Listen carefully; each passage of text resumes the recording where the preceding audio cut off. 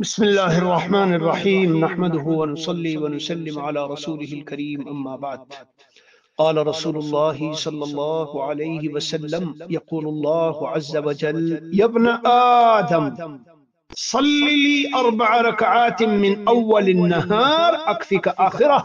ایک روایت میں یا ابن آدم لا تعجزني من 4 ركعات من أول النهار أكفك آخرة.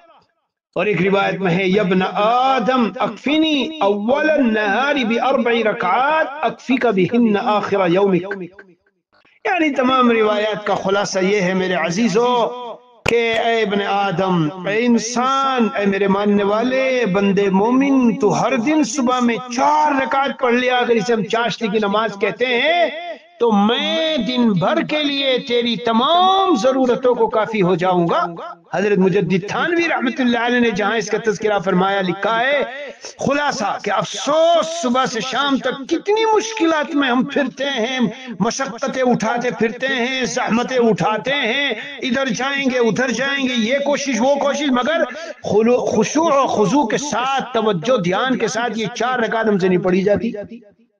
معمول بنا کے دیکھیے اور پھر دیکھیے اس میں اللہ نے رزق کی کیسی برکتیں رکھی ہے.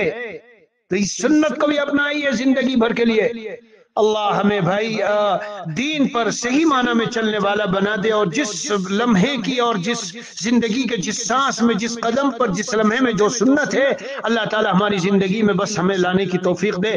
وصلی اللہ علی النبی الکریم وعلی آلہ واصحابہ اجمعین والحمد للہ رب العالمین.